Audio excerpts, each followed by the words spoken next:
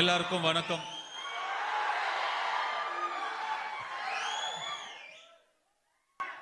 అందరికీ நமஸ்காரம். நான் தமிழ்லயே பேசுறது ஓகேன்னு நினைக்கிறேன்.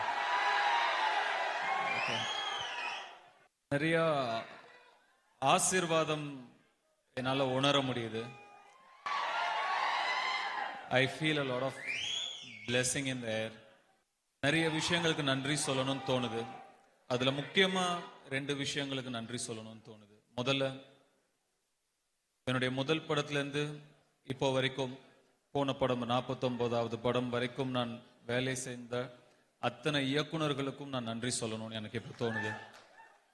I love cinema, but I love Pawan Kalyan sir.